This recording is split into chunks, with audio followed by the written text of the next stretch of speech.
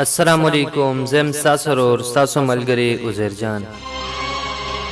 نظم به در سره شریکوم د حمزه بابا.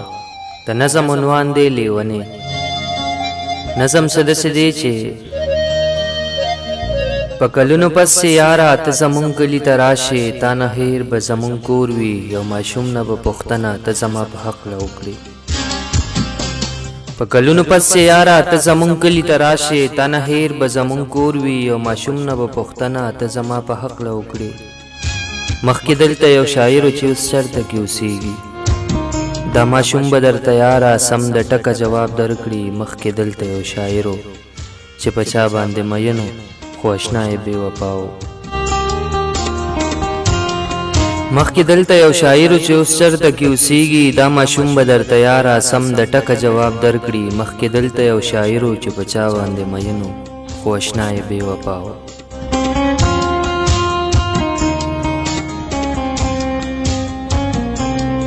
او هغه خو لیونی دی چېرته دغه ځای به ناست وي د ریګونو په غرمو کې، چې پخوا زما ته راشي څنګ مې وویني جانانه.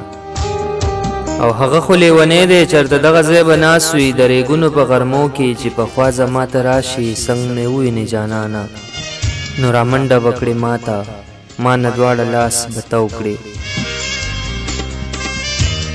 نو رامنډه به کړې ما ته، ما نه دواړه لاس به تو کړې. ما به ښکل په دواړه مخ کړې، زه به ستا د خوا نه پاسم. ما نه دواړه لاس به تو کړې، ما به ښکل په دواړه مخ کړې. زه به ستا د خوا نه پاسم، یو طرف ته به روان شم، ته به وایې د زړه سره د الفاظو جادوګره. زه به ستا د خوا نه پاسم، یو طرف ته به روان شم، ته به وایې د زړه سره د الفاظو جادوګره. بیا به چغې کړې جانانه ته حمزه خو داسې نه وې، ته حمزه خو داسې نه وې. ته به وایې د زړه سره د الفاظو جادوګره. بیا به چغې کړې جانانه ته حمزه خو داسې نه وې. زه به مخ در واړوم چې ته څوک یې او د کوم ځای. زه به مخ در واړوم چې ته څوک یې او د کوم ځای. ځکه زه به لیونی یم، ځکه زه به لیونی یم، زه به لیونی یم.